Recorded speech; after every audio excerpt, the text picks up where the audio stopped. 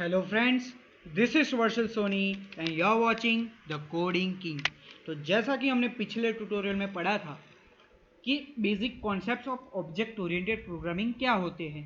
Part one में हमने देखा कि क्लास क्या होते हैं, ऑब्जेक्ट्स क्या होते हैं। फिर पार्ट टू में हमने ये भी देखा इनहेरिटेंस क्या होता है, पॉलीमॉर्फिज्म क्या होता है। तो आज के इस ट्यूटोरियल में हम जानेंगे dynamic binding and message passing. तो सबसे पहले समझते हैं कि डायनेमिक बाइंडिंग होता क्या है। तो डायनेमिक बाइंडिंग का मतलब ये होता है कि जब कोई एक प्रोसीजर रन होता है या प्रोसीजर कॉल को जब हम रन करवाते हैं तो डायनेमिकली रन होता है। अगेन, जब भी हम किसी प्रोसीजर कॉल को रन करवाते हैं तो वो डायनेमिकली रन होता है। इट मीन्स जब प्रोसीजर को रन किया जाता है तो रन करने से पहले उस कोड को बाइंड नहीं होता।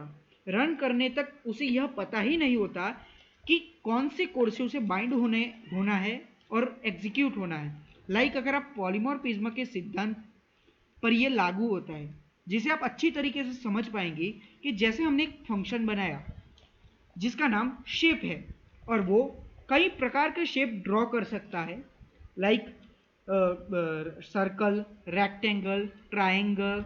तो जब वो एग्जीक्यूट होता है तो एग्जीक्यूट होने तक उसे यह पता ही नहीं होता कि उसे कौन से शेप में ड्रॉ होना है। या वो सर्कल हो सकता है, रेक्टेंगल हो सकता है, ट्रायंगल हो सकता है। जब वो एग्जीक्यूट होता है और पैरामीटर्स अप्लाई किए जाते हैं तब वो एग्जीक्यूट किसी कोड से बाइंड होता है और वो एग्जीक्यूट होता है। मतलब प्रोग्राम को रन होने तक पता ही नहीं होता कि कौन से कोड से वो बाइंड होने वाला है। प्रोसीजर कॉल को पता ही नहीं होता कि वो डायनेमिकली उसी समय बाइंड होता है जब वो रन होता है या पैरामीटर्स अप्लाई किए जाते हैं। तो इस तरीके से इसे डायनेमिक बाइंडिंग कहते हैं। तो देखा फ्रेंड्स, डायनेमिक बाइंडिंग क्या होता है। आगे हम समझते हैं मैसेज पासिंग।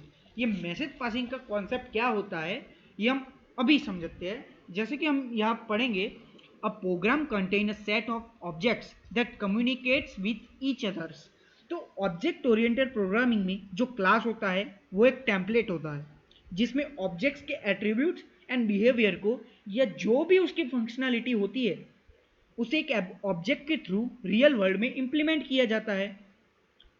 तो इस तरीके से जब कोई प्रोग्राम रन होता है तो एक से अधिक जो ऑब्जेक्ट्स होते हैं वो किसी टास्क को कंप्लीट करने के लिए या ऑब्जेक्ट को आपस में कम्युनिकेट करने के लिए वो एक मैसेज पास करते हैं या एक दूसरे से कम्युनिकेट करते हैं। मीन्स अगर आप सबसे पहले एक टेम्पलेट बनाते हैं, फिर उसके ऑब्जेक्ट्स बनाते हैं, तो फिर ऑब्जेक्ट आपस में मैसेज पासिंग के जरिए कम्युनिकेशन एस्टैब्लिश करते हैं और या टास्क परफॉर्म करते हैं। तो इस तरीके से ऑब्जेक्ट ओरिएंटेड प्रोग्रामिंग में एक ऑब्जेक्ट दूसरे ऑब्जेक्ट से कम्युनिकेशन करने के लिए मैसेज पास करता है जिसके द्वारा वो कम्युनिकेशन एस्टैब्लिश करता है।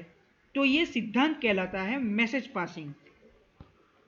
तो यही होता है मैसेज पासिंग। तो देखा फ्रेंड्स, आज के इस ट्यूटोरियल में हमने जाना कि डायनेमिक बाइंडिंग क्या होता है, मैसेज पासिंग क्या होता है। तो आगे के पार्ट में हम ये समझेंगे कि एनकैप्सुलेशन और डेटा एब्स्ट्रैक्शन क्या होता है। तो अगर आप नए हैं इस चैनल में तो please like, share and subscribe to my channel. अगर आप जावा को अच्छी तरीके से सीखना चाहते हैं, जावा में डीपली सीखना चाहते हैं, तो आप इस हमारी चैनल को द कोडिंग किंग को प्लीज़ सब्सक्राइब करिए। And thank you for watching.